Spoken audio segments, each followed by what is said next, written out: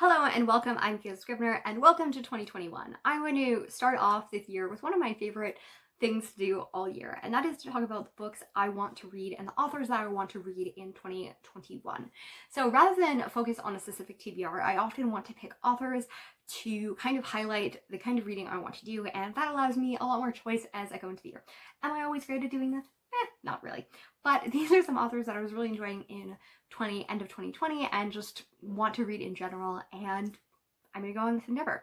So first of all, we have Charlotte Perkins Gilman, and I love the Yellow Wallpaper. I read it many times, and then I read a few of her short stories as well on top of that, and I started Herland, and I really want to read it. Herland is a book published in 1915, and it deals with a feminist utopia called Her Land, and these three explorers who find it and they kind of interact with it and stuff like that.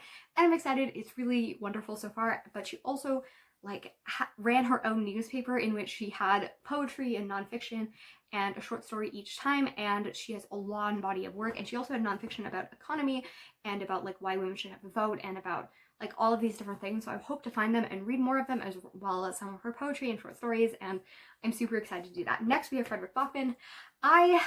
He's just one of those people who writes really evocative stories, and people like Nerfy Napier and all of these people really, really love her stories, and I think I would too.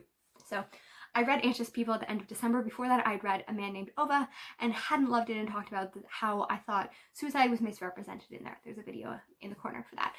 But Anxious People was just such a thoughtful, emotional book that I really want to read more.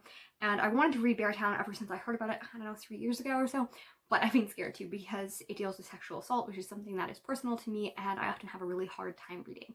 But I think that he will handle it well, and I'm excited to read it.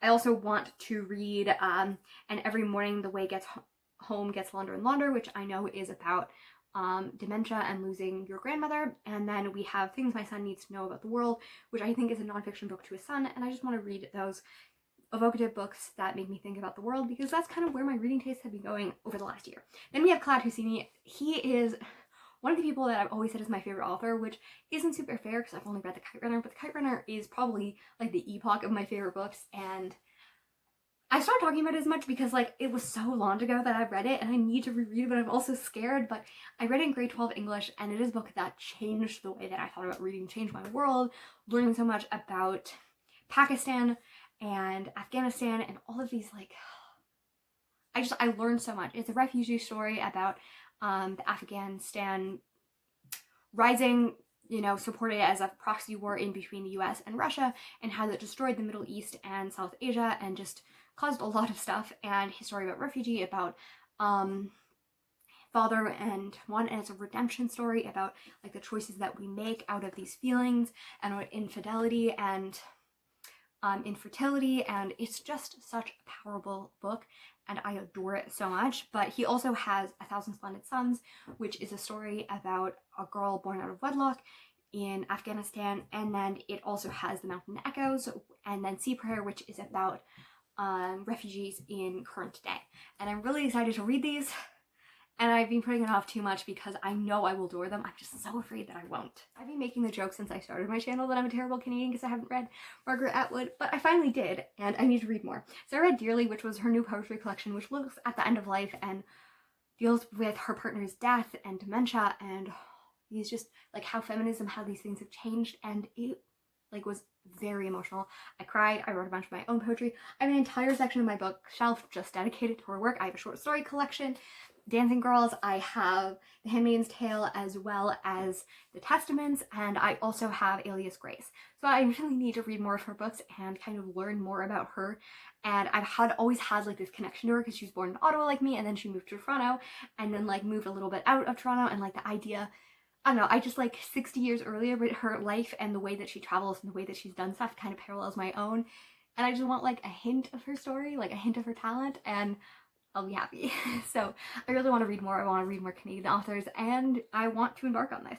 Okay, next we have Toni Morrison. So I read Sula, and it was one of the first classics I read looking back, and I think it was a really bad place to story because I really just didn't agree with Sula, and that kept me from enjoying the book. And I think it was also really traumatic because it deals with a lot of really heavy subjects that I just wasn't ready to process. But then I also read Mercy, which I didn't really connect with, And yeah, reread Sula, and I was like, okay, I want to give her more of an author. So I'm going to read Beloved in February coming up, and I want to read Bluest Eye and a few more. And Song of Solomon is somewhere in my bookshelf, and I really just want to read more of her books and give her more of a chance, because I have not given her the right chance, and I've heard nothing but good things. So I really think that I could love her if I give her more of a chance. And then I have the Greens. This is just like my broadest term. So I've had John Green on my shelf for a really, really long time because he's one of my favorite people. I love the Vlogbrothers and stuff like that. So I love their podcast. I've watched, listened to hundreds of hours of it. I'm really excited for Anthropocene Resume. I've listened to them multiple times. So I want to read that book. I want to read Absolute Remarkable Thing, which is down on my shelf. I listened to the beginning of the audiobook and it was definitely really great.